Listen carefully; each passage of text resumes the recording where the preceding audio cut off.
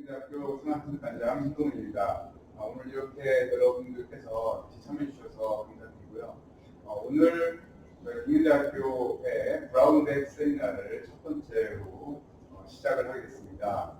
브라운백 세미나는 저희 산학협력단 및 일반 대학원에서 대학 창의적 자산 실용화 지원 사업의 일환으로서 국민대에 유명하신 이런 교수님들을 모시고 교내의 융합연구 활성화를 위해서 진행을 하게 되었습니다. 이를 위해서 오늘 첫 번째 이 강연자로서 과학기술대학 바이오융합학과의 손문희 학장님을 모시고 저희가 이 첫 번째 브라운백 세미나를 하게 된 것에 대해서 진심으로 영광으로 생각을 하고요. 일단 간단하게 손문희 학장님의 양력을 말씀드리겠습니다. 손문희 학장님은 일본 교토대학교 미생물 생화학 박사 학위를 하셨습니다. 현재는 국민대학교 과학기술대학 학장 및 바이오융합학과의 교수 재직 중이시고요. 또한 이제 국민바이오 주식회사의 대표이사로 계십니다. 한국과학기술한림원 정회원이시면서 그다음에 사단법인 한국미생물 생명공학회 회장 및 한국생명공학연합회 회장을 2017년도에 역임하셨습니다. 2020년도에는 과학기술 훈장 도약국장을 받으셨고 2009년에 과학기술진흥 유공자 과학기술 포장 수훈하셨고 그 다음에 2005년에 장영실상을 수상하는 등 아주 많은 업적을 가지고 계십니다. 오늘 강연의 제목은 바이오 식의학 면역 혁신 소재 탐색을 통한 마이크로바이옴 예방 신약 연구에 대해서 강연을 해주겠습니다. 저도 개인적으로 되게 존경드리는 교수님이시고요. 그래서 이렇게 첫 번째 브라운백 세미나의 연사로서 허락해 주시고 이렇게 참여해 주신 것에 대해서 진심으로 감사드립니다. 그러면은 손문희 학장님의 강연을 초청해 듣도록 하겠습니다.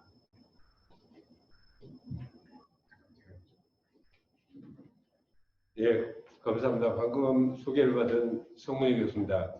제가 오늘 이렇게 영광스럽게 브라운백 세미나 제1회 제가 연사로 발표를 하게 돼서 저한테는 참 무한한 영광이라고 생각하고 반면에 또 무한한 부담이었다는 것도 말씀드리겠습니다. 근데 사실 브라운백 세미나가 조금은 우리가 좀 점심을 먹으면서 우리가 좀 부드러운 자리에서 우리가 연구 교류도 하고 또 대화도 나누고 여러 가지 폭넓은 대화를 나누는 것이 목적이어서 일단 먼저 여러분들한테 여쭤보고 싶은 게 점심 식사들 하고 계시죠? 식사를 하시면서 좀 편하게 좀 들어주시면 좋겠다는 생각이 있어서 먼저 말씀드리고요. 그 다음에 제가 오늘 얘기 드릴 내용은 이제 말씀드리도록 하겠습니다. 이제 제일 먼저 무엇을 얘기할 것인가 하다 보니까 제가 국민대 와서 그동안 했던 내용을 전체적으로 한번 정리를 해보는 기회가 됐고요. 그리고 그 다음에 두 번째는 아무래도 코로나19가 굉장히 엄중하다 보니까 코로나19에 대한 얘기도 좀 드리는 것이 맞지 않겠나 얘기를 들어서 좀 얘기를 드리도록 하겠습니다. 그리고 오늘 제가 그 생화학 수업을 듣는 모든 학생들한테 이 브라운백 세미나에 초청을 했는데 우리 수강생들 모두에게 점심을 대접하지 못하지만 지식으로서 점심을 대접하도록 하겠습니다. 자, 그럼 발표를 시작하도록 하겠습니다. 일단 강의 자료가 보이시나요? 그걸 내리는 게 낫겠죠? 네. 자, 제가 그 공유가 됐나요? 네.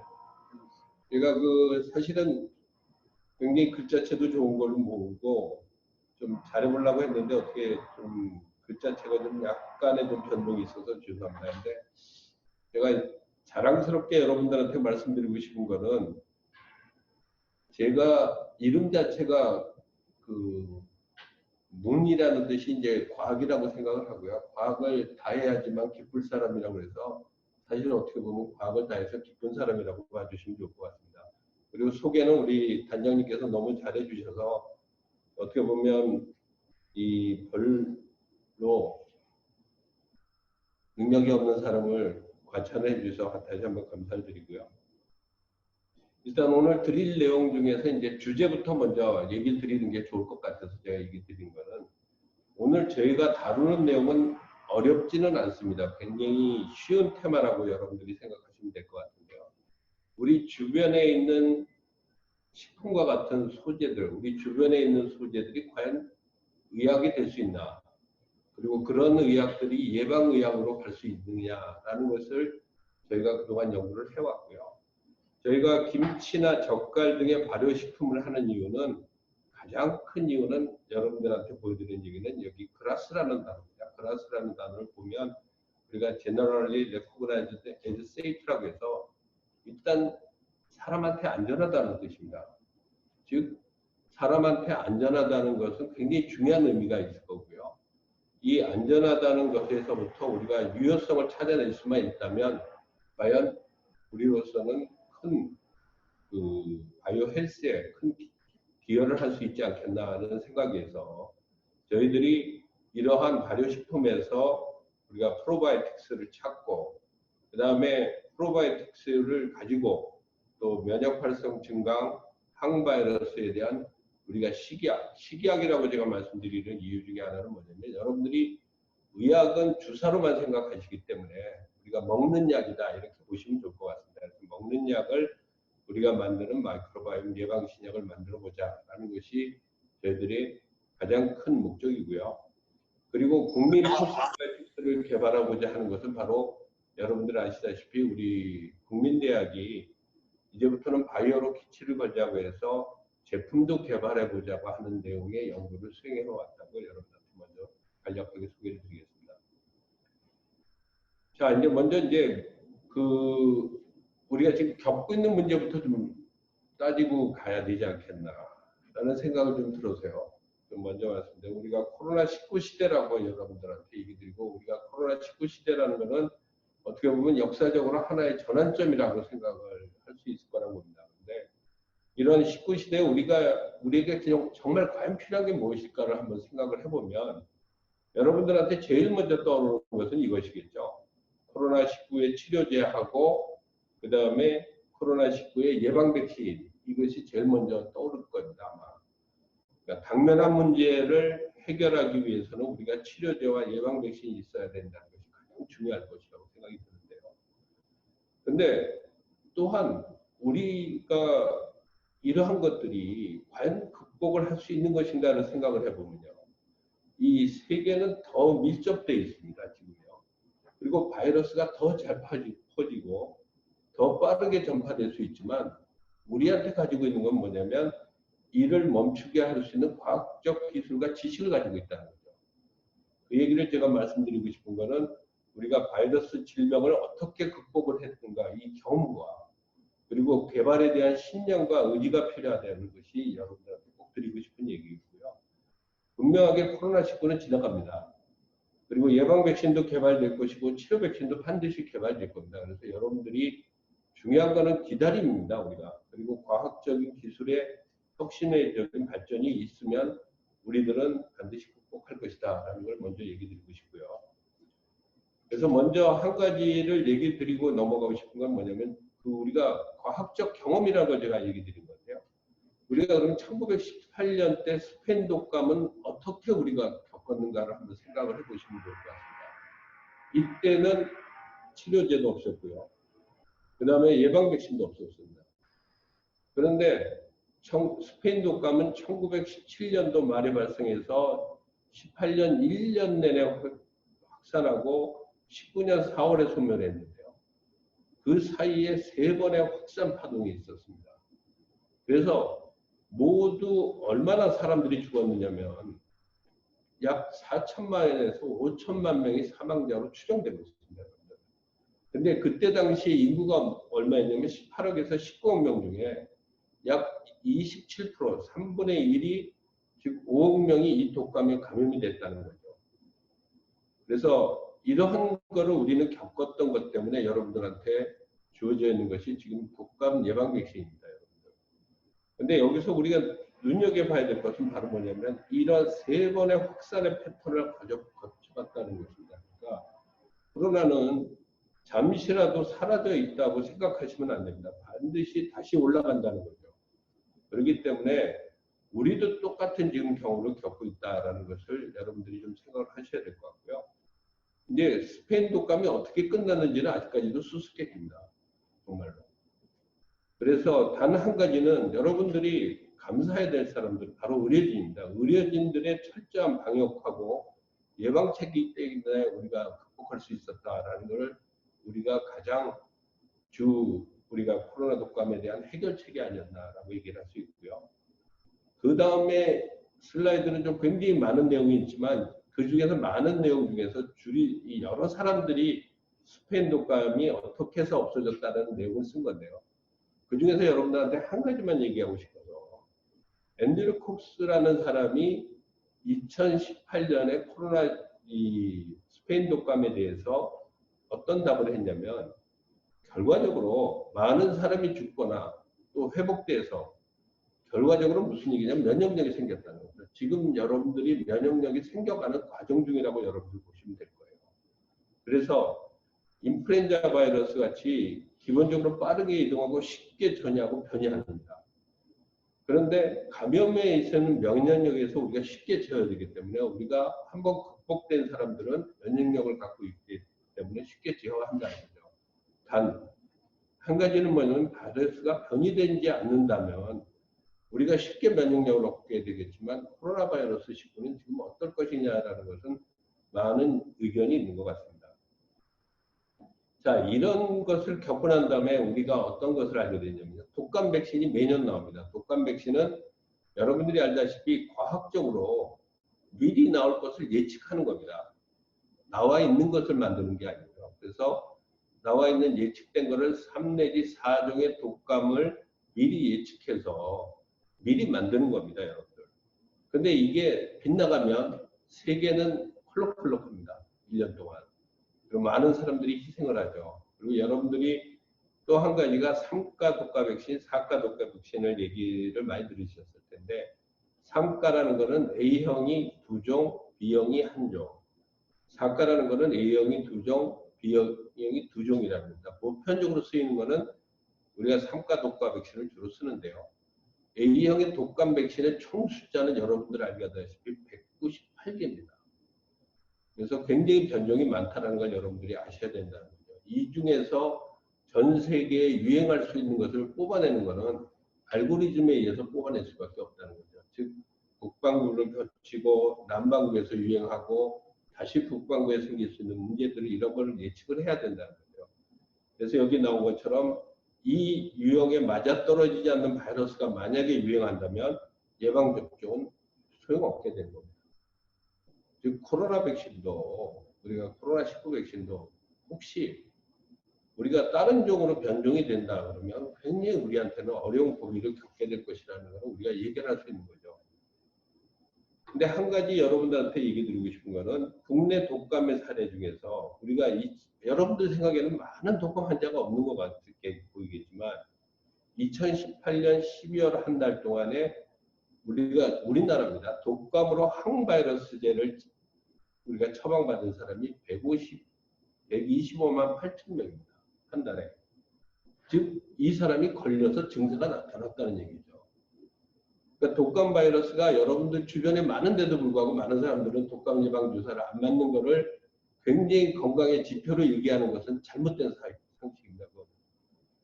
여러분들이 한번 독감 백신을 걸려보면 스스로가 예방 백신을 찾게 됩니다. 독감은 진짜 독한 감기거든요. 그래서 저도 한번 겪어봤고, 그래서 아마 이러한 독감에 대한 대응책은 여러분들이 슬기롭게 가져야 되는 것을 자기가 맞지 않는 것을 건강의 지표로 착각하지는 말아줬으면 좋겠다는 게 우리 국민들한테 꼭 얘기하고 싶은 내용입니다. 근데 미국은 어떠냐? 미국은 2019년에 74만 명이 병원에 입원했습니다. 독감으로. 그러니까 매년 이런 현상이에요. 그리고 숨진 사람도 6만 2천 명이 됩니다. 자, 이런 독감 백신이 바로 우리 겨울의 고도입니다. 독감이. 자, 그러면 이제 우리가 다시 코로나 실시간으로 넘어. 이거는 제가 그 강의 준비하다가 29일 날 뽑은 자료여서 지금 2,400이죠. 우리가 스페인 독감 때는 약 3억 명이나 걸렸단 말이에요. 근데 그때 가치는 분명히 안 될 겁니다. 우리가 방역 체계가 있어요. 근데 전 세계가 지금 어떤 상태인지 여러분들이 보시면요. 여기에 나오는 붉은색들이 바로 대유행을 하고 있는 지역입니다. 지금 미국, 그다음 브라질, 인도, 그다음에 러시아, 전 세계가 지금 다 돌고 있거든요. 그래서 어느 날 갑자기 독감 코로나19가 없어진다라는 생각은 하지 마시는 게 맞을 것 같습니다. 우리 주변에 항상 상징하고 있다는 거죠. 북반구에도 있고 남반구에도 있고 인도에도 있다는 얘기죠. 그래서 여러분들이 항상 조심해야 된다는 얘기를 좀 한번 드리고 싶고요. 자, 그런데 우리가 사회적 거리두기 2.5단계를 했는데 제가 어떻게 보면 정부의 방역에 어떻게 전도사가 된 것 같았지만 저희가 사실은 2월 달에 한번 큰 확진이 한번 있었다가 쭉 가라앉아서 생활 방역으로 가라앉다가 갑자기 증가를 하죠. 여러분들 이 패턴이 아까 어디서 보였습니까? 스페인 독감에서 나온 듯이 이런 패턴을 계속 갖는다는 거죠. 가라앉았다가 다시 확산됐다, 가라앉았다가 다시 확산됐다. 이런 것들이 계속 할 거라는 얘기죠. 그래서 항상 여러분들이 그 방역 지침을 지켜주는 것이 가장 중요하다는 얘기를 드리겠습니다. 자, 근데 올겨울에 우리 국민이 무엇을 하는 것이 가장 최선일까 한번 생각을 해보면요. 여러분들이 제가 얘기드린 독감에 대한 얘기를 왜 드렸냐면 올 가을에 독감이 옵니다. 그러면 올 가을에도 코로나도 있죠. 그것을 가지고 우리가 두 개가 합쳐질 때는 트윈데믹이라고 합니다. 팬데믹이 두 개가 합쳐지면 어떻게 되냐? 트윈데믹이라는 얘기죠. 근데 여러분들이 보시면요. 독감하고 코로나19는 굉장히 같은 증세가 보입니다. 비말로 전파가 되고요. 열 나고, 기침 나고, 피로감 오고, 폐렴 합병증. 똑같아요. 그러면 우리가 올 겨울에 이 증세가 나타나면 코로나19인지 독감인지 어느 쪽인지 알지 못하는 거예요. 우리가 가장 현명하게 대처할 수 있는 방법은 이쪽이라도 예방을 해두는 것이 우리가 현명하다는 얘기에서 여러분들한테 얘기했습니다. 그래서 반드시 여러분들한테 부탁드리고 싶은 거는 전 세계 모든 사람들이 경고하고 있음에도 불구하고도 나한테는 그런 일이 없을 거라고 생각하는 것은 절대로 생각해서는 안 돼요. 이제는 확률적으로 우리가 굉장히 높은 단계이기 때문에 반드시 여러분들은 독감 백신을 맞으셔야 됩니다. 저는 누구한테도 올 가을에 추석 선물로는 저는 이 독감 백신을 맞추는 것이 추석 선물이라고 이렇게 생각하고 있거든요.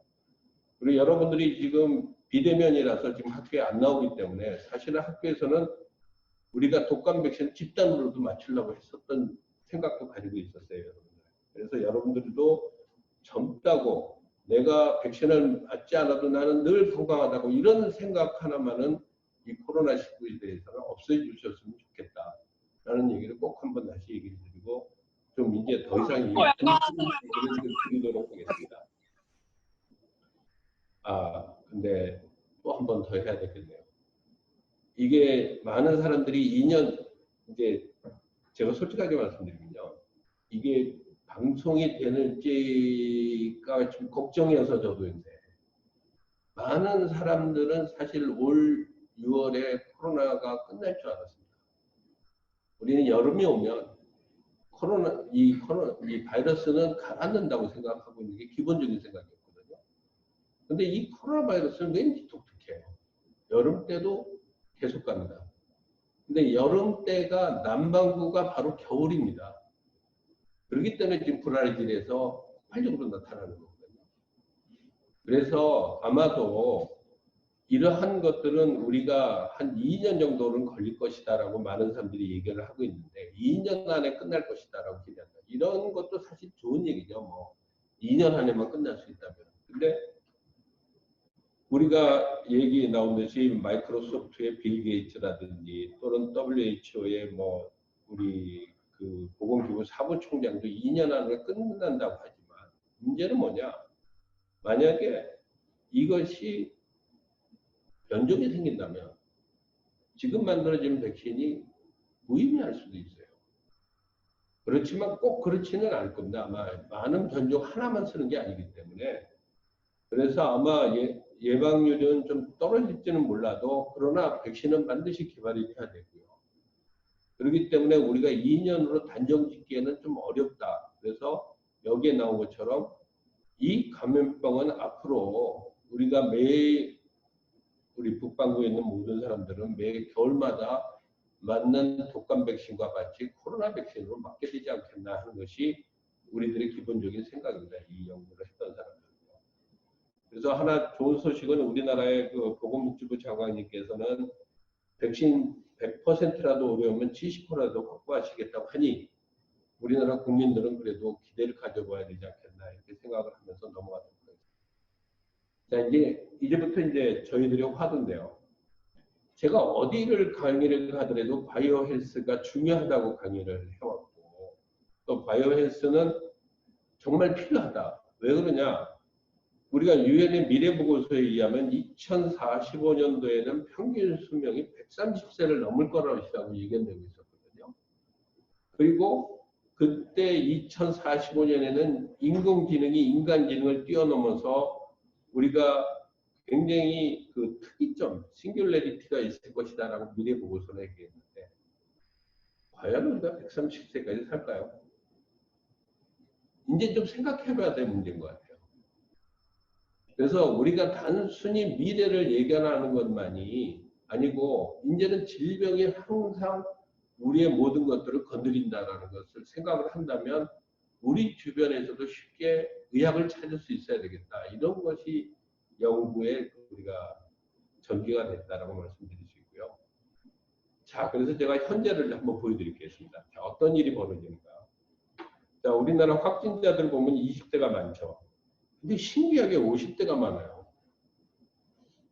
아마 이거는 어떻게 보면 좀 우울할 수도 있습니다. 50대가 그만큼 활동성이 많다고 봐야 돼요. 그 이유는 여러분들 생각에 맡기겠습니다. 그러나 여러분들이 보면 사망자를 보면요. 50대, 60대, 70대로 가면 갑자기 30%가 넘습니다. 여러분들은 80대로 가면 얼마인지 아세요? 반입니다. 반. 둘 중에 한 사람은 죽는다는 얘기죠. 이게 말이 되는 얘기인지 모르겠어요. 그래서 갑자기 사망자라는 얘기를 좀 줄이고 치명률이라고 합니다. 이제는. 이 코로나 바이러스가 그 사망률에 직접적으로 영향을 줬을 때를 따진다고 보면 우리가 그래도 80대는 21.4%. 즉 5명 중에 1명은 반드시 사망한다는 얘기가 되는 거예요. 그래서 우리가 고령층이 위험하다라고 얘기하고 기저질환이 있는 것이 위험하다고 얘기 드리는 이유가 바로 그겁니다. 그렇기 때문에 우리 코로나19 연구는 특히 실버 헬스케어에 대한 이 대응책이 더 필요하다 이런 얘기를 드릴 수가 있다는 얘기 드리고요. 제가 항상 강의할 때 썼던 것 중에 하나인데 인간의 수명 130세 차. 저도 이제 130세까지 가려면 두 번이거든요. 이제 2번을 더 살아야 되는데 지금 말보다. 근데 예전에 한 분 우리 생활을 하신 분께서 강의한 내용 중에서 130세라는 것은 넘을 수 없는 벽이라는 것이 존재한다라는 걸 한번 강의한 적이 있어서 한번 잠깐 띄워 올려봤습니다. 이때 이분들은 우리가 미래가 질환에 의해서 우리가 주어진 수명대로 살기는 어려울 것이다 라고 생각을 했을지도 모르죠. 그래도 여러분들 열심히 헬스를 위해서 노력하셔야 됩니다. 그래서 12가지 팁이 여기 나와 있으니까 여러분들이 그 WHO에서 우리가 건강하게 지내는 12가지 팁을 제공을 했으니까 여러분들 반드시 한번 보셔서 이 코로나 시대 때는 개인의 그 헬스가 중요하다는 걸 얘기 드리고 싶습니다. 자, 이제 메인으로 이제 다시 들어가면 제가 이제 50분 강의 중에 40분을 할 건데 이제 메인으로 들어가서 한 16분이나 17분 정도 강의를 하면 될 것 같습니다. 여러분들한테 말씀드리면. 자, 제가 뭐부터 얘기를 드리냐면 모든 질병은 장에서 나온다는 얘기를 먼저 드릴 건데요. 모든 질병은 장에서 나온다는 것은 히포크라테스가 먼저 얘기한 얘기입니다. 참 어떻게 보면 굉장히 오래전에 알았던 거죠. 모든 질병은 장에서 시작한다. 근데 우리나라에서도 아주 좋은 얘기가 있죠. 옛날부터 내려오는 말이에요. 장이 튼튼해야 오래 산다. 이걸 과학적으로 해석해보면 어떤 거냐면요. 늙은 뇌는 있어도 늙은 장은 없다라는 얘기로 이제 해석을 할 수 있는데 지금 무슨 얘기냐면 인간의 장은 신체의 세포 교체가 가장 빠른 시간에 이루어지는 겁니다. 왜 그런지 아십니까? 먹어야 살기 때문에. 그렇기 때문에 장은 굉장히 세포 교체가 빠르기 때문에 늙은 장은 없다는 거죠. 그래서 건강하지 않은 장은 있어도 늙은 장은 없다. 이렇게 얘기할 수 있는 거고요. 그 다음에 더 큰 건 아까 우리가 코로나 바이러스를 얘기하면서 제가 면역을 얘기했는데 그 면역이 어디에 있냐면요. 면역 세포의 80%는 장에 있습니다. 그래서 우리 인간의 장은 약 9m고요. 그 체면적은 약 100배 정도가 넘고요. 사실은 텐스코트의 몇 배가 된다고 여러분들한테 얘기 드릴 수 있을 정도로 장의 면적은 굉장히 넓습니다. 그래서 이렇게 넓은 표면에서 우리가 뭘 하게 되냐 음식을 먹거나 많은 것들이 들어오기 때문에 거기에 대한 대응할 수 있는 시스템이 바로 장에 있습니다. 그래서 장에 있는 면역이 우리 모든 것을 컨트롤한다고 보시고요. 근데 그러한 면역을 높이는데 또 중요한 거는 그 안에 들어있는 미생물입니다. 장내 미생물. 그래서 여러분들이 장내 미생물에 대한 연구가 요즘 최근에 많이 되고 있다는 얘기 드리는 것입니다. 자, 근데 우리가 21세기 의학도 발달해서 진짜 건강과를 보면 여러분 보십시오. 초고도 비만, 자폐증, 알러지, 그다음에 소화장애. 이게 다 어디서 나올까요, 여러분들? 다 여러분들 장에서 나옵니다. 장에서 나오는 거예요. 여러분들 설마 자폐증이 장에서 나온다고 생각하면 왜 뇌인데 왜 장에서 나올까라고 생각하시겠죠. 그래서 이런 연구를 하는 것을 가지고 우리가 마이크로바이옴 연구라고 하는 거고요. 미국이 2016년에 얘기했지만 우리나라도 바로 따라서 2016년 9월에 저를 포함해서 3사람이 주도가 돼서 마이크로바이옴 R&D를 우리 국내에서도 해야 된다라고 추천을 하고 있고요. 내년부터는 본격적으로 이제 진행된다고 지금 현재 얘기하고 있습니다. 근데 그동안 우리가 장내 미생물을 알고 있는 수준을 여러분들한테 수준을 얘기 드립니다. 여러분들 아침에 요구르트를 드신 분이 계시면 바로 이런 논리 때문에 드셨을 겁니다. 단 한 가지 이유 때문에 우리가 요구르트나 우리가 유산균을 먹게 되는 이제 우리 그 생활 습관이 되는 거예요. 단 한 가지는 나이가 들수록 비피도박테리움이 줄어든다. 그래서 이 줄어든 비피도박테리움을 우리가 보충해주면 건강할 것이다. 이렇게 생각을 합니다. 그런데 장내에는요, 비피도박테리움 하나만 있지 않습니다.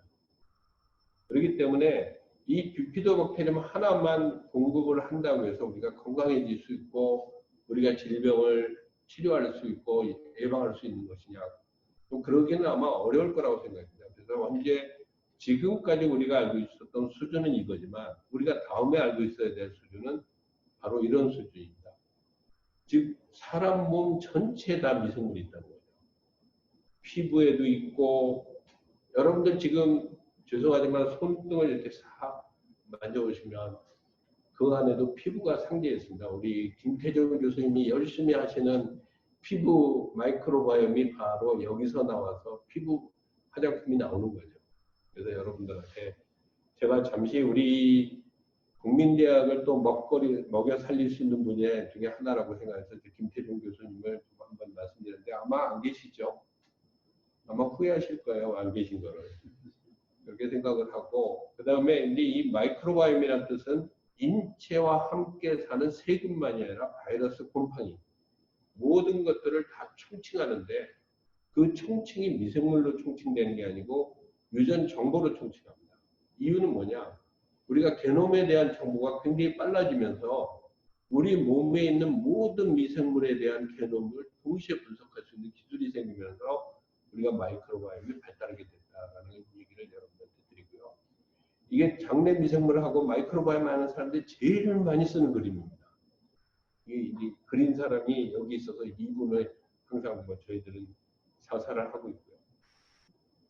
근데 이제 보면 그럼 사람의 게놈하고 마이크로바이옴의 게놈하고 비교를 해보면 마이크로바이옴 게놈이 훨씬 더 앞서죠. 그래서 우리가 10% 인간은 10%밖에 안 된다 이렇게 얘기하는 이유가 우리 몸에 그렇게 많은 미생물들이 존재한다라는 얘기를 드리는 겁니다. 자, 그럼 얼마나 존재하나 여러분들 볼게요. 미간에도 있죠. 콧구멍에도 많습니다. 구강에도 많고요. 구강은 다양하죠. 폐에도 있습니다. 그 다음에 팔오금에 여기 이렇게 접히는 부분에도 있죠. 대장에는 엄청나게 많아요. 손바닥에는 워낙에 늘 상대합니다. 우리 생식기 주변에서 반드시 존재하고 그 다음에 발가락 사이 이 족저 근막염이 왜 생기느냐, 여러분들 다 이유가 있는 거죠. 이렇게. 그래서 이렇게 많은 미생물들이 건강하고 연계가 돼 있다는 걸 반드시 아시면 우리가 해결할 수 있는 방안도 나올 수 있다라고 얘기 드리고요. 자, 근데 한 가지는 이제 미생물 하는 학자로서 여러분들한테 얘기합니다. 제가 지금 여러분들한테 매직을 하나 보여드릴게요. 저는 어디 가든지 마술을 할 수 있는 사람입니다. 자, 이 안에 제가 1000마리의 미생물을 잡았습니다.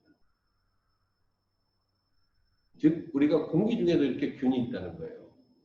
그래서 여러분들 여기 보다시피 공중이라고 하는데도 센티미터당 10의 3승이나 있습니다. 그죠? 1000마리가 있다는 거예요.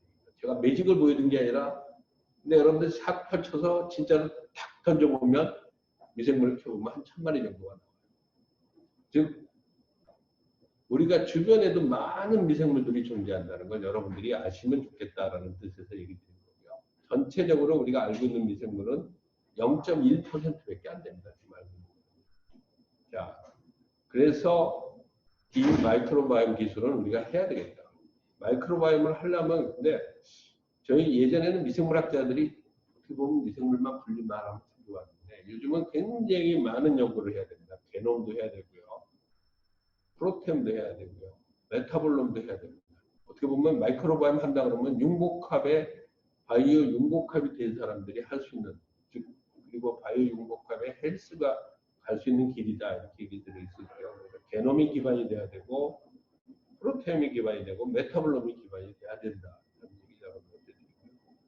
자, 이제 오늘의 여러분들한테 제일 큰 선물입니다. 이제 여러분들 디스바이오시스라는 걸 여러분들한테 얘기했는데 장내 마이크로바이옴의 불균형이라는 겁니다. 이게 뭐냐면 좋은 박테리아보다 우리가 기회나 또는 패소제닉이나 또는 유해균이라는 것이 많으면 우리는 분명히 언밸런스해야 되겠죠. 그걸 가지고 장내 마이크로바이옴 불균형이라고 하고 디스바이오시스라고 합니다. 우리가 여러분들 대체적으로 보시면 우리가 균형 잡힌 장내 미생물의 유익균이 한 30% 정도, 중간균이라는 게 또 있어요. 아직 기능을 잘 몰라요. 근데 유해균도 있고, 이게 어떻게 보면 인간 사하고 똑같아요. 좋은 사람, 뭐 어떻게 보면 잘 표현 안 하는 사람, 그리고 우리가 볼 때는 또 나쁜 사람도 분명히 있겠죠. 근데 어쨌든 간에 이러한 월드를 갖고 있다는 것은 어떻게 보면 우리 인생하고 같다라고 보시면 좋을 것 같고요. 자, 그럼 이런 디스바이시스가 어떤 문제를 말하냐면 바로 자폐증부터 설명해 드립니다. 여러분한테. 자, 알코올, 큰일 났네. 저도 어제 한 것 같은데, 담배 폈던 것 같은데, 다이어트, 그 다음에 항생제, 노화, 그리고 제네틱 스트레스, 뭐 제네틱에서도 스트레스라는 데 보면 뭐가 생기냐면 장내 미생물의 불균형이 생깁니다. 그걸 가지고 우리가 뭐냐면 장내의 GI, 소화관의 질병을 일으키게 되거든요. 그게 이렇게 되면 어떻게 되냐? GI의 디스바이오시스가 바로 모든 것을 건드리게 된다. 이렇게. 그렇게 돼서 자폐증이 나타납니다. 그러니까 마이크로바이옴을 고치면 자폐증도 고칠 수 있다라는 사례는 꽤 많습니다. 그래서 어느 정도로 많으냐? 뇌질환, 자가면역질환, 간질환, 심혈관 질환, 장질환, 대사성 질환 이런 데가 전부 다 마이크로바이옴이 지금 다루고 있는 분야다. 그래서 이걸 가지고 다 마이크로바이옴 신약이라고 여러분들이 이제 하고 있는 내용이죠. 그래서 보면 알츠하이머 암까지도 고친다 이렇게 얘기를 지금 하고 있습니다. 자, 그래서 이렇게 우리가 신약이 개발되는 과정을 여러분들한테 말씀드리는데 제가 말씀드리고자 하는 것은 단일 성분으로 우리가 뭐를 치료하는 것은 치료되겠죠. 그러나 미생물로 치료할 수 있는 방법은 어떻게 보면 군으로 하셔야 됩니다. 군으로. 우리가 어떻게 보면 컨소시엄으로 하게 되면 우리가 예방이 될 수 있다는 것도 하나의 생각이죠. 그러니까 스페시피티는 떨어지지만 특이성은 떨어지지만 예방이라는 관점은요. 좀 비교적 좀 넓은 쪽으로 가는 것이 좋다. 이렇게 얘기를 드릴 수가 있겠습니다. 제가 이거 하나가 들리는지는 모르겠지만 1분짜리 동영상입니다.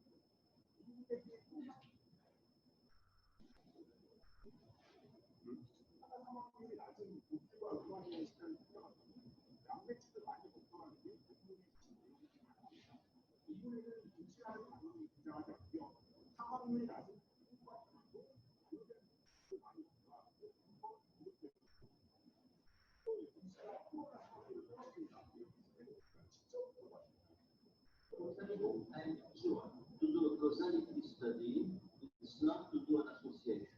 The scientific value of this study is not 100%, it's 50%.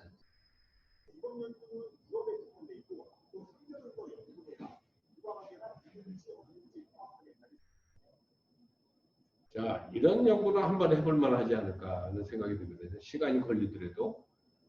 자, 그럼 여러분들 사우크라프트를 보면요. 사우크라프트가 양배추 표면에 존재합니다. 양배추 표면에 존재하는 류코노스하고 락토바실러스 페디오코커스라는 유산균에 의해서 발효가 됩니다. 자, 그럼 여러분들 김치는요. 김치는 배추 잎에 있는 락토바실러스 플랜타리움에서 주로 큰다고 그러거든요. 그러니까 어떻게 보면 사우크라프트나 김치나 같은 겁니다, 여러분들이. 그래서 같은 내용이라고 보시면 될 것 같고요. 자, 김치도 역시 똑같이 유산균에서 일어난다는 얘기인데요. 여기 이제 보시는 것 중에 유난스럽게 그 많은 내용들이 우리 이 미생물학자 중에 나오는 것이 락토바실러스 플랜타리움이라는 균이에요. 이 균은 항상 바이러스에 대한 얘기가 꽤 많습니다.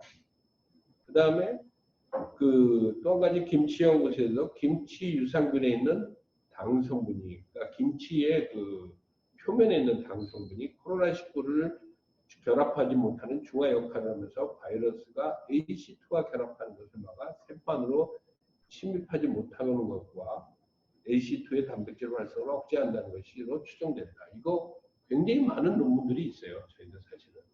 근데 코로나 바이러스 가지고 직접 실험을 할 수가 없죠. 그래서 지금은 코로나 바이러스 가지고 많은 연구들을 하고 있는 것 같습니다. 이런 게 추론으로 있었다는 얘기 드리고요.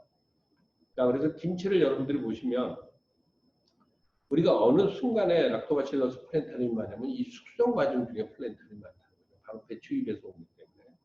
그 다음에 요 앞에 바실러스균이라고 있어서 바실러스균이 산소를 먹어서 우리가 산소가 없는 상태로 돼야지만 유산균이 자랍니다. 그럼 우리가 산소가 없애기 위해서 산소를 좋아하는 균을 어디서 우리가 주냐면 바로 젓갈에서 줍니다. 그래서 여러분들이 젓갈김치가 왜 맛있느냐면요. 숙성이 잘 되기 때문에 그렇습니다. 그래서 여러분들이 김치 발효가 잘 되기 때문에 그런 거고요. 그래서 김치할 때 보면 까나리 액젓, 새우젓, 뭐 여러분들 아시다시피 여기 밑에 보시면 갈치젓 뭐 무지하게 많죠. 이런 것들이 우리의 지혜라는 거는 여러분들이 꼭 아셨으면 좋겠다는 얘기 드리고요. 그래서 여기서 나온 것들 중에 우리가 뭐냐면 우도 젓갈에서 나온 우리가 균, 까나리 액젓에서 나온 거죠. 그 다음에 갈치 젓갈에서 얻은 균, 또 새우 젓갈 김치에서 얻은 균들이 굉장히 독특한 균들이 많습니다. 그래서 바실러스 균과 유산균을 가지고 우리가 예방신약을 해보겠다라는 연구를 진행하고 있습니다. 그걸 하게 되면 우리가 할 수 있는 게 뭐냐? 여러분들 얘기하는 유산균을 하는 것이 아니고요. 바로 포스트바이오틱스, 즉 특이한 유산균을 가지고 예방신약 쪽으로 가겠다라는 목적이고요. 그 다음에 또 하나는 이제 프리바이오틱스라는 거 하는 것은 뭐냐면 유산균의 먹이가 아닙니다. 사실은 장내 미생물의 먹이를 줌으로써 우리가 장내 미생물의 디스바이오시스를 고치자 하는 연구를 하고 있습니다. 그래서 우리가 장내 예방신약을 우리가 마이크로바이옴 예방을 하기 위해서 우리가 검은콩, 아시다시피 국민대학에서는 약콩두유라고 해서 나오고 있고요. 그 다음에 이제 백태를 써서는 제주나무콩이라서 나무콩두유라고 우리가 만들고 있는데요. 이 두 콩을 가지고 한 연구입니다. 자, 여러분들 보시면 이 두 콩을 가지고 여러분들이 보시면 여기에 한번 조금 잠깐 여러분들이 보시면요. 이게 지금 우리가 초파리를 가지고 실험을 하는 건데요. 이런 행동 실험은 초파리를 가지고 많이 합니다. 자, 여러분들 보시면 여기는 그 건강한 초파리입니다. 그래서 얘는 항상 이렇게 퉁퉁 치면 날라요. 잘 위에 올라가죠. 보이죠? 근데 얘는 올라가다 말이죠. 얘는 파킨슨병의 도중에 나타나는 초파리예요. 근데 두유를 먹은 거는 여러분들 보십시오. 훨씬 더 많이 올라가죠. 그러니까 행동이 좋아진다는 얘기예요. 그래서 여러분들이 그래서 실제적으로 보면 우리가 그 약들을 먹임으로써 초파리 이 정상적인 건 이렇지만 우리가 파킨슨병을 나타내는 초파리들보다는 훨씬 더 행동성이 좋아지더라라는 연구를 한 번 한 적이 있다는 얘기를 여러분들 드리고요. 근데 이거를 장내 미생물로 분석해 보니까 정말로 무섭더라고요. 뭐냐면 약홍두유를 먹인 쪽에서는 이 락토바실러스 사케 브레비스 완전히 유산균 쪽으로 바뀌어갑니다. 자, 여러분들한테 내가 뭐라 그랬죠? 야, 우리가 먹은 두유는 장내 미생물의 먹이가 된 겁니다. 우리가 먹었다고 생각하지만 장내 미생물들은 자기가 먹었다고 하는 거예요. 그래서 자기들이 잘한 거라고 여러분들이 보시면 될 것 같아요. 그래서 장내 미생물 균총이 바뀌더라 라는 건 여러분들 초파리는 눈에도 보이지도 않는데 저희 대학원생들은 이렇게 학부생들은 이게 초파리에서 장을 꺼냅니다. 그 다음에 여기 뭐냐면 초파리에서 꺼낸 뇌입니다. 그래서 뇌까지 분석을 하거든요. 그래서 초파리를 가지고 장과 뇌, 즉 뇌와 장 간에 어떤 연구가 있을 수 있냐를 우리가 연구를 하고 있다는 얘기를 여러분들께 얘기드리고요. 그래서 우리가 발효식품, 즉 김치 유산균을 가지고 또는 청국장의 바실러스균을 가지고 또는 우리가 장내 미생물의 먹이가 될 수 있는 우리가 콩식품, 즉 두유를 가지고 우리가 어떤 연구를 하느냐 이제 여러분들한테 보여드리는 거예요. 근데 연구를 하다 보니까 우리 오상택 교수님의 큰 힘으로 해보니까 재밌는 게 뭐냐면 여러분들 자주 드십시오. 위백 활성이 있더라고요. 그러니까 먹어서 위백 활성이 나타나더라고요. 그 다음에 대장암 세포도 줄이더라고요. 그래서 이게 분명히 건강에 기여한다는 것은 이해를 했던 것 같고요. 그럼 우리가 두유를 가지고 정말로 우리가 프리바이오틱스를 만들 수 있을까라는 실험을 하는 겁니다. 여러분들. 그러면 두유와 바실러스균의 배양액을 가지고 우리가 실제로 처리를 해보면 두유에서 더 많은 아미노산들이 나와요. 근데 그 아미노산들이 다 뭐에다 쓰냐면 행동을 바꿔주고 신경 전달을 바꿔준다는 얘기죠. 그런 내용이 나오고요. 자, 이제 이 슬라이드가 압도적인 건데요.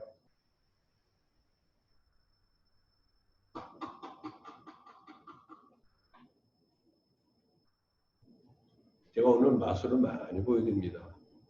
매직을. 분명히 뭔가 틀리죠, 여러분들. 눈으로 봐도요. 이게 정상 초파리입니다. 얘는 파킨슨병에 나타나는 초파리야. 날지 못하죠. 이 날지 못하는 초파리를 뭔가를 먹였더니 이렇게 올라갔어요. 이건 뭔가 좀 이상하지 않습니까? 그죠?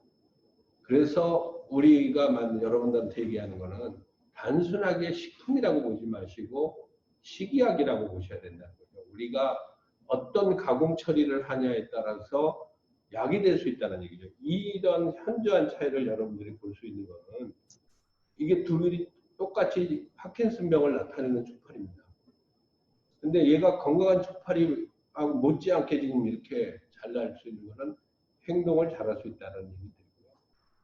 그 다음에 우리가 이제 소장과 대장으로 연구를 하기 시작하면 이제부터 복잡해집니다. 정말 복잡하죠. 면역 체계부터 시작해서 뭐 안에 일어나는 미생물들이 있는데 이제 균이 이와 같이 분포로 있다는 얘기를 드리고요.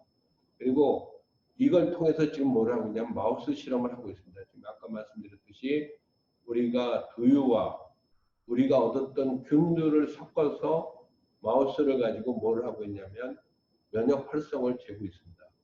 이 면역 활성이 나오게 되면 바로 어디로 가느냐 여러분들. 1.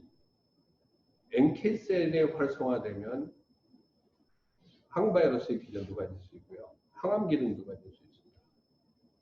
제가 그래서 바이오 식이약이 갈 길은 항암과 항바이러스 쪽으로 간다. 그래서 예방적인 차원으로 간다는 얘기죠.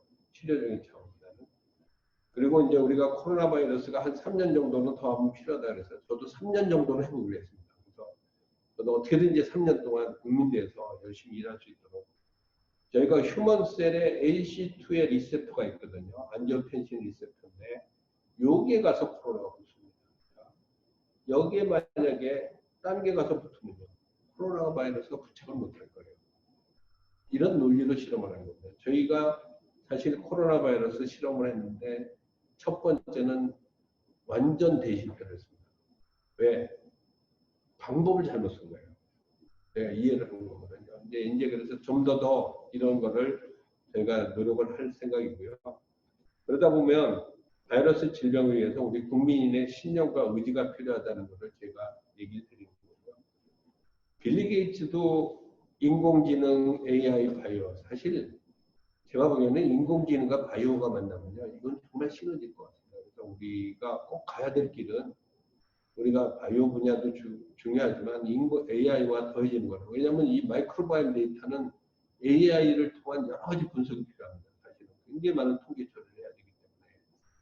그래서 우리 국민바이오를 갑자기 소개해드리는 거는 제가 아까 우리 학교에서 만들어진 국민바이오를 같이 통해서 연구를 하고 있다는 얘기를 드리고요. 항바이러스하고 함염증, 면역신약을 하고 있다는 얘기를 해서 우리가 포스트바이오틱스, 정말 이름도 좋지 않습니까? 포스트바이오틱스.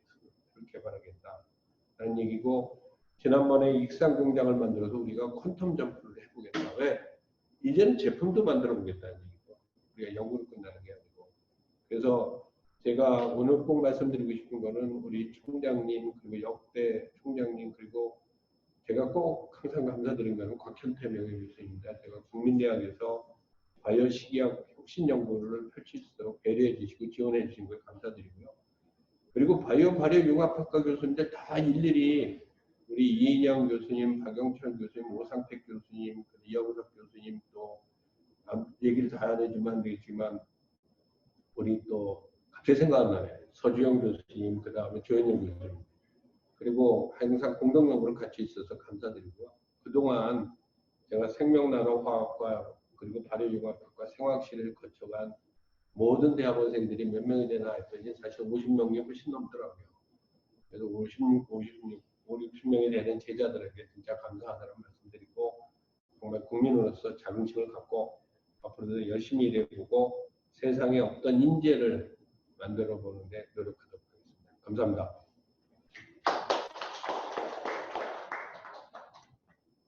예. 좋은 말씀 감사드립니다. 그러면 질의응답 시간을 갖도록 하겠습니다. 시간이 많이 지체돼가지고 한 2개 정도 갖도록 하겠습니다.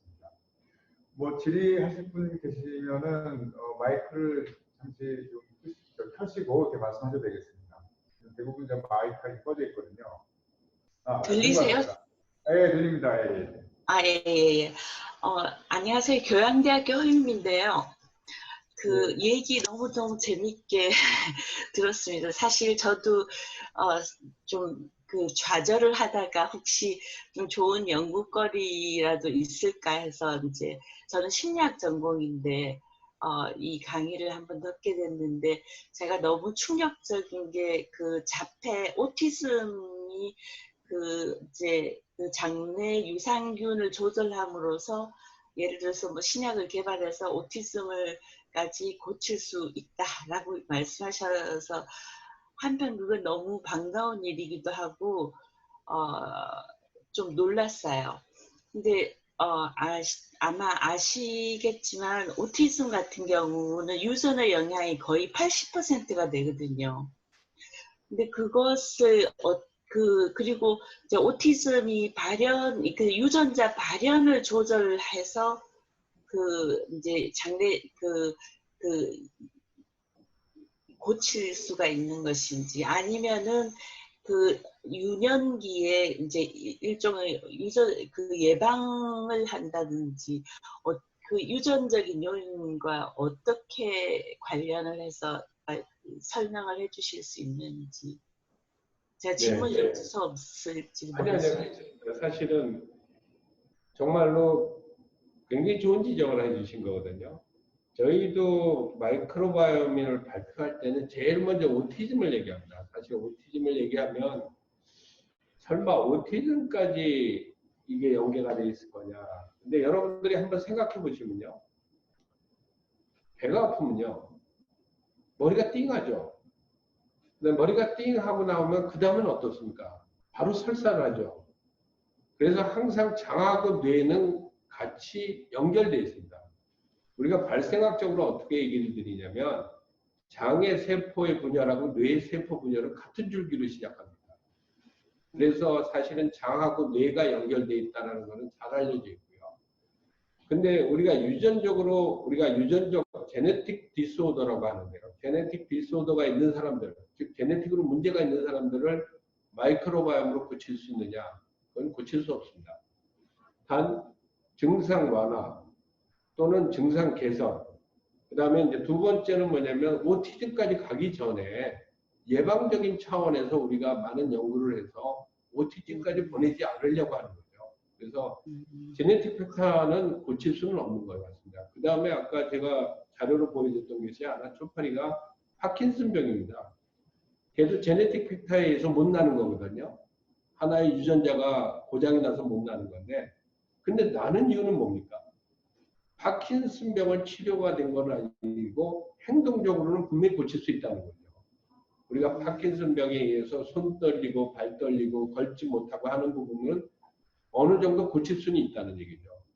그러나 유전적인 결함 또는 유전적으로 일어나는 병에 대해서는 그거는 지금 누구도 고치기는 어렵습니다. 우리가. 그래서 그 부분은 아직 우리가 풀어야 될 숙제 중에 하나라고 보시면 될 것 같고요. 그래서 제가 말씀드린 것은 치료보다는 예방적인 관점에서 말씀드린 게 많습니다. 그리고 증상 완화 이것도 좀 제가 말씀하시는 걸 들어보니까 가능할 것 같으네요. 증상 완화는 분명히 가능합니다. 오티즘 치료는 마이크로바이옴으로 치료 많이 합니다. 마이크로바이옴으로. 그래서 증상 개선을 본 사람들이 꽤 많습니다. 실제로 저는 쌍둥이 연구를 하는데 일란성 쌍둥이 같은 경우에 그러니까 유전자 시퀀스 레벨에서 보면은 일란성 쌍둥이는 동일하거든요. 근데 한 명이 오티즘에 걸리면은 그 짝꿍 쌍둥이는 거의 80% 훨씬 90% 정도는 오티즘에 걸리게 돼요.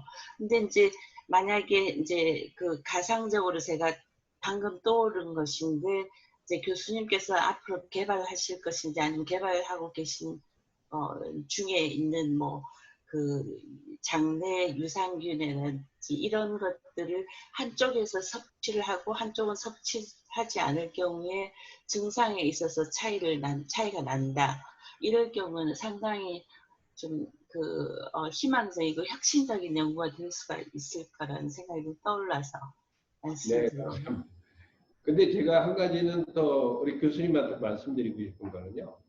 제가 서론에 말씀드렸듯이 우리가 균 하나로 키우려고 하시는 것보다는 우리가 장내에는 우리가 모르고 있는 미생물들, 우리가 지금 기술로 못 키우는 미생물은 장내에 있습니다.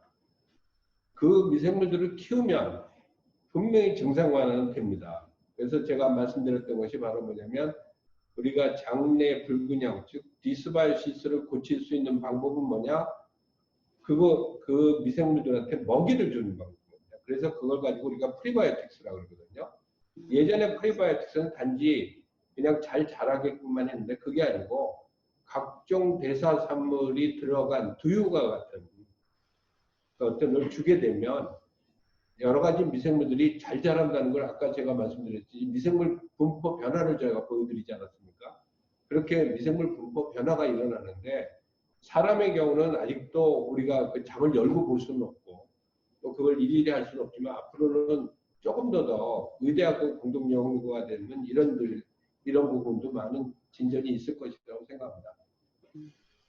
예, 감사합니다. 다른 질문 또 받도록 하겠습니다.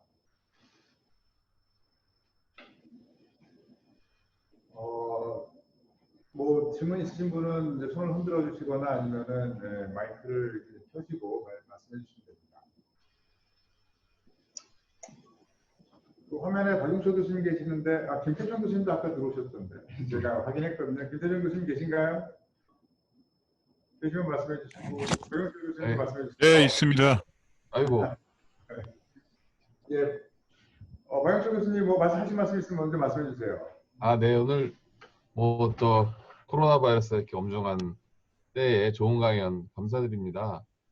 그 교수님 평생에 여러 가지 연구를 많이 하셨는데 그 중에서도 특별히 이렇게 이쪽 그 유산균 쪽, 특히 마이크로biome 쪽에 아주 관심도 많으시고 또 사업까지 하셔서 후배 교수로서 정말 감사드립니다. 그래도 다양한 유용한 미생물들이 많은데 그 중에서 특히 이쪽 마이크로, 특히 유산균 쪽에 특별히 관심을 갖고 연구와 사업을 하시는 그런 이유에 대해서 조금 여쭤보고 싶습니다. 네. 이게 참 우리 박 교수님이 저희 인생사를 말씀하는 것으로 얘기가 되는데, 사실은 저는 제 공부를 하게 된 거는 제 지도 교수님들이라고 먼저 얘기를 드려야 될 것 같아요. 제가 학부 때와 석사 때는 유산균하고 장내세균을 배웠고요. 그 다음에 박사 때는 바실러스균을 배웠습니다. 그래서 이제 한국에 돌아와서 제가 할 수 있는 유일한 길은 유산균과 장내세균과 바실러스, 지금 오늘 같은 연구를 할 수 있는 기본적인 소양을 가지게 됐다고 말씀드리고요. 그래서 어떻게 보면 제가 타고난 운명이 이 미생물하고 연계되어 있다고 보다는 저는 사실 미생물 연구를 하면 굉장히 좋았어요. 그리고 미생물을 하나씩 얻을 때마다도 어떤 그런 굉장한 기쁨도 느꼈고, 그래서 그런 것에서부터 출발되지 않았나라는 생각이 들고요. 그 다음에 이제 사업적 관점에서 볼 때는 제가 한 가지 얘기 드리고 싶은 거는 폴리감마 글루탐산이었습니다. 사실 우리가 청국장에서 끈적끈적한 실이 저희들은 그냥 실로만 봤었는데, 저희는 그거에 대한 그 퀘스천이 굉장히 많았었거든요. 왜 우리가 여성들이 암에 걸리고 나면 청국장을 분말로 먹을 정도로 이렇게 자주 먹을까? 그리고 유방암이나 이럴 때도 그 굉장히 도움이 될 것인가라는 것을 찾다 보니까 그 폴리감마 글루탐산이라는 것을 저희가 찾게 됐고요. 그 다음에 그 구조도 밝히게 됐고, 기능도 밝히게 됐고, 사실은 지금 바이오리더스에서는 면역치료제로 임상 3상까지 진행을 하고 있어서 어떻게 보면 저한테는 가장 큰 작품이었다라고 볼 수 있고요. 이제는 다시 제가 하고 싶은 거는 뭐냐면 이 마이크로바이옴 전반을 건드릴 수 있는, 즉 아까 말씀드린 대로 제가 할 수 있는 것은 이 마이크로바이옴 전반을 한번 건드려 볼 수 있지 않겠나 하는 생각하고, 그리고 늘 바이러스에 대한 연구를 좀 많은 분들하고 공동으로 연구를 해왔는데 코로나 바이러스가 너무 오래 가세요. 아무래도 저도 직접 연구를 해서라도 좀 빨리 나야 되겠다라는 생각에서 연구를 진행하고 있고, 뭐 박 교수님이 저를 이렇게 좋게 얘기해 주시지만 저는 항상 우리 과 교수님들 덕에 오늘의 자리에 있었다고 다시 한번 말씀드리겠습니다. 감사합니다. 네, 감사합니다. 시간이 많이 지적이 돼가지고 여기서 오늘 그 성문희 학생님의 강연을 마치도록 하겠습니다. 참여해주신 모든 분께 감사드립니다. 예, 감사합니다.